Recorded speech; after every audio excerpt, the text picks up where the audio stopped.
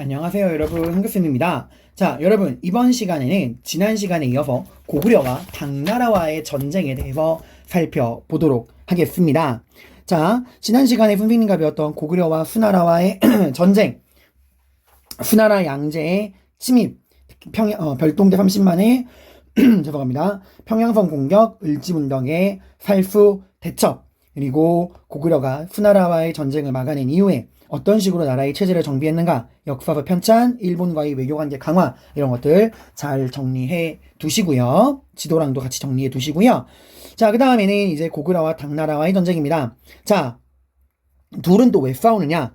당나라가 어떻게 해서 등장하게 된 나라냐? 자, 우리 지난 시간 수나라가 고구려와의 전쟁 끝낸 이후 어떻게 됐죠? 네, 멸망합니다.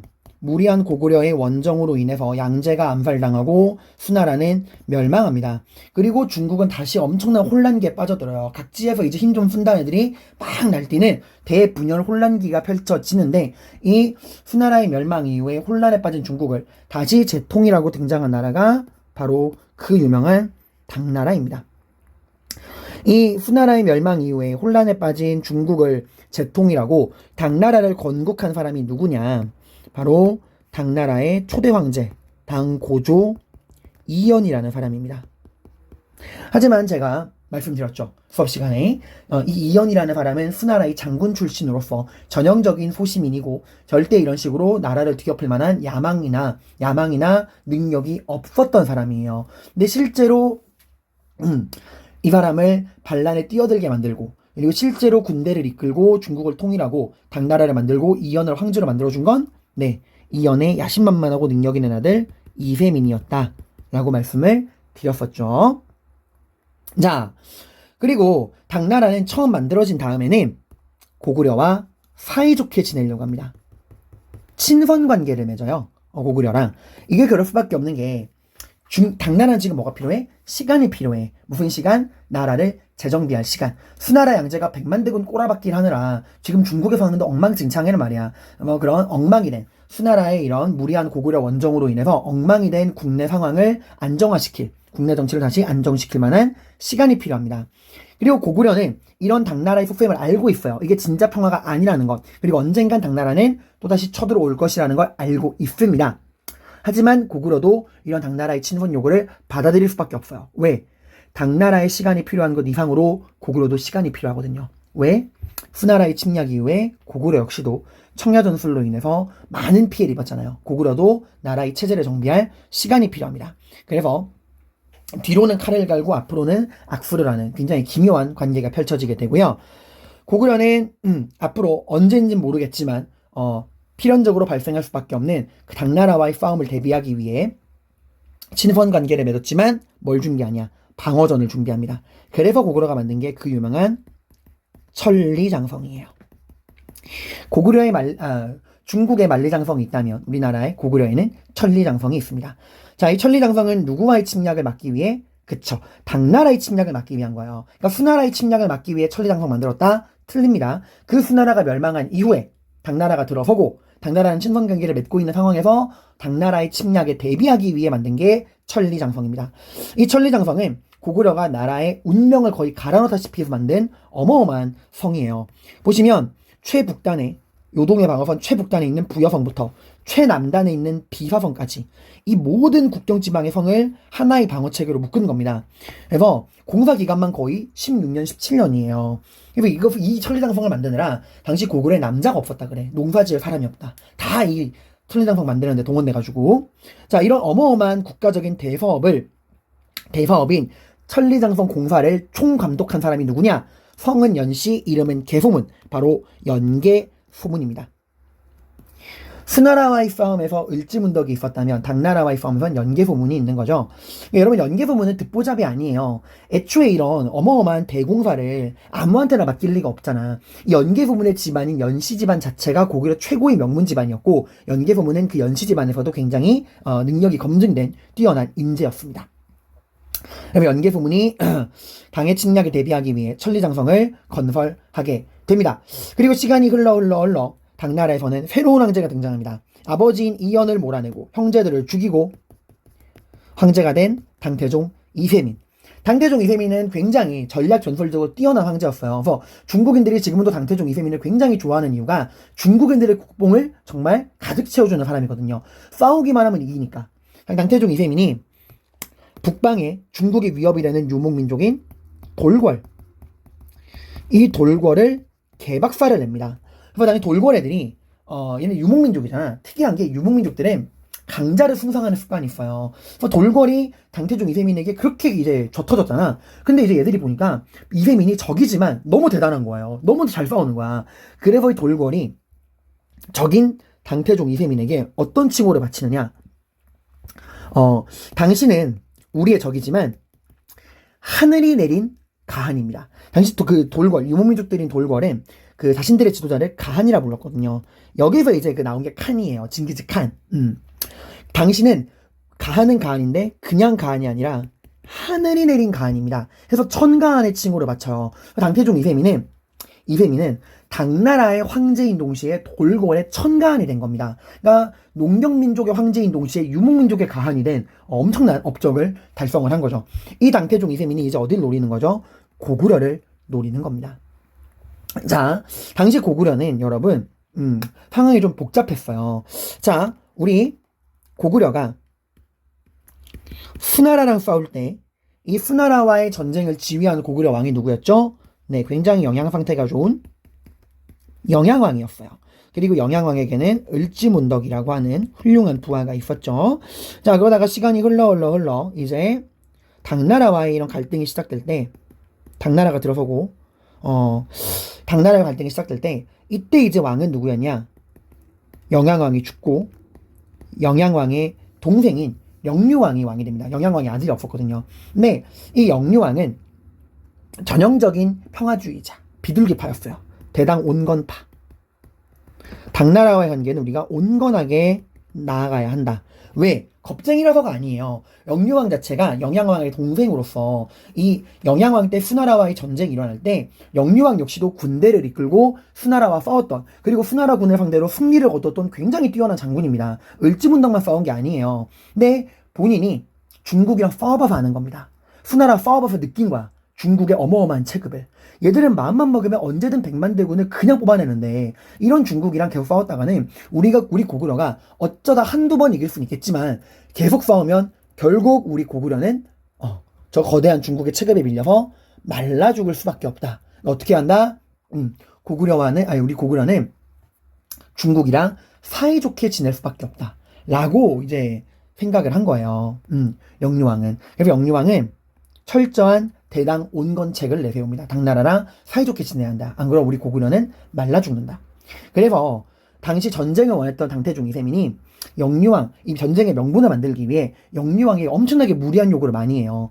수나라와 싸우다가 죽은 고구려의 국군장병의 유해를 모아놓은 사당인 경관을 허물어라. 그러니까 나한테 대놓고 긁는 거죠. 근데 이것도 영유왕은 들어줍니다. 그래서 이제 고구려에서도 불만이 많았죠. 우리로 치면 이제 일본이 와서 일본 외교관이 독립운동을 위해 싸우신 그 국가유공자들의 무덤을 현충원에서 파헤쳐라. 그거랑 동급의 요구를 한 거예요. 영유왕은 들어줍니다. 그 이후에 당태종 이세민은 고구려가 만든 천리장성, 이 천리장성의 설계도를 넘겨라, 지도를 넘겨라 라고 요구합니다. 그러니까 국가의 안보체계를 넘기라는 거죠. 이것도 영유왕은 들어줄까 고민을 합니다. 그래서 이제 누가 칼을 뽑았느냐? 연개소문. 연개소문이 그 천리장성을 만드는 감독관이었잖아요.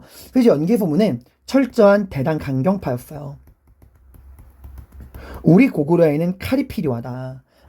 당나라에 왜 우리가 불복을 하느냐? 당나라랑 싸워야 한다. 얘들 어쨌건 쳐들어올 것이다. 했던 대당 강경파였습니다. 원래 둘의 사이 나쁘지 않았어요. 왜냐면 이 천리장성을 만들려고 시킨 게 영유왕이야. 영유왕의 지시로 연개소문이 천리장성을 만든 거예요. 이때까지만 해도 사이가 좋았죠. 영유왕도 전쟁을 대비했던 겁니다. 근데 이제 너무 지나치게 당나라의 고개를 숙이고 이러니까 연개소문이 안 되겠다. 이래서 반란을 일으킨 겁니다. 그래서 영유왕을 죽여요. 그냥 죽인 게 아니라 토막살인을 합니다. 그리고 이 토막난 영유왕의 시체를 왕궁 곳곳에 뿌려둡니다. 치우지 못하게 해요. 그러니까 공포를 보여주는 거죠. 현 시간으로 우리 고구려에서 당나라랑 친하게 내자라는 이야기를 하면은 왕이라고 해도 용서하지 않겠다. 이제 우리 고구려는 뭐로 간다? 대당 강경책으로 간다. 라고 이야기를 한 겁니다. 연개소문이 반란을 일으켜서 권력을 장악하는 일이 발생을 합니다. 그리고 연개소문이 왕이 된 건 절대 아니에요. 영유왕을 죽인 다음에 영유왕의 조카이자 고구려의 마지막 왕인 보장왕을 왕으로 세웁니다. 다만 보장왕은 아무런 실권이 없는 허수아비 왕이었죠. 그리고 모든 나라의 실권은 연개소문이 가져갑니다. 그 연개소문은 어떤 자리에 오르냐? 당시 고구려의 최고 관직이 막리지였어요. 신라로 치면 상대 등에 해당하는 자리인데 이 막리지에 만족하지 않습니다. 나는 그냥 막리지가 아니라 대막리지다. 그래서 없는 관직을 만듭니다. 그리고 나라의 모든 권력은 대막리지인 연개소문이 다 가져갑니다.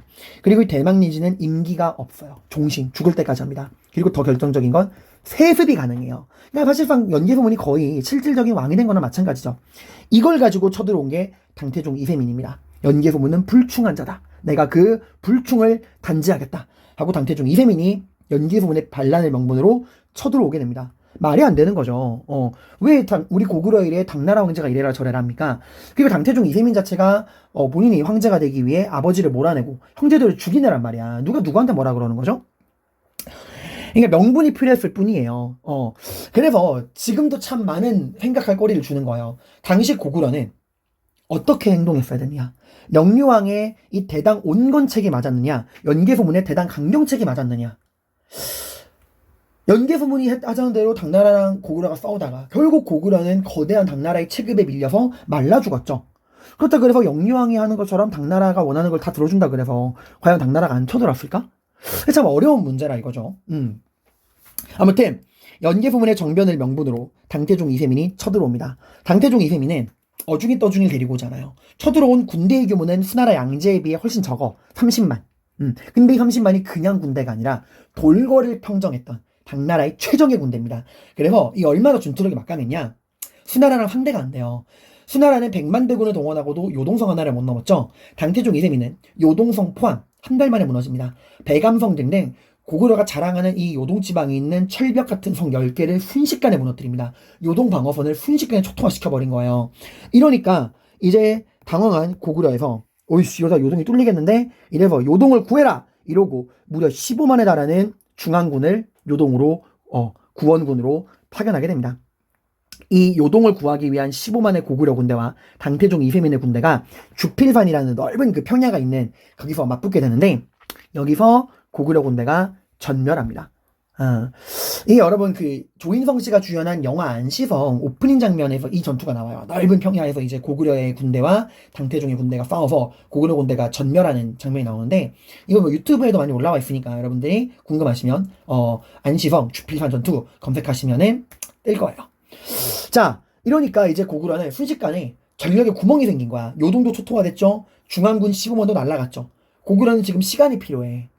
근데 만약에 이때 당태종이 그대로 고구려의 수도를 밀고 왔으면 고구려는 이걸 막아내기 힘들었을 거예요. 근데 누구도 기대하지 않았던 이 요동지방의 굉장히 자그마한 성, 이 안시성에서 무려 당태종의 군대를 3개월 동안이나 붙잡아 놓습니다. 성주 양만춘을 중심으로 한 백성들이 똘똘 뭉쳐서 3개월 동안이나 이 당태종의 군대를 잡아놓습니다. 그리고 당나라 군대는 안시성을 넘지 못하고 큰 피해를 입어요. 이때 이제 이 3개월이라는 시간 동안 연개소문이 고구려의 군대를 다시 재정비를 해서 당태종의 군대를 공격해서 당태종을 물리치게 됩니다. 안시성 전투 645년 고구려가 승리를 거둔 겁니다. 자, 그래서 여러분들 여기서 한번 우리 연표학습 한번 해볼게요. 자, 한번 적어봅시다. 우리 수나라와 고구려가 싸웠던 대표적인 전투가 뭐죠? 양제 2차 침입 살수대첩이었죠. 이 살수대첩을 이끈 게 누굽니까? 을지 문덕이에요. 장소는 살수 청천강이었죠. 평양 위에 있는. 당시 고구려의 왕은 잘 먹고 잘 지낸 영양왕. 자, 그리고 지금 당나라와의 대표적인 전투는 안시성 전투.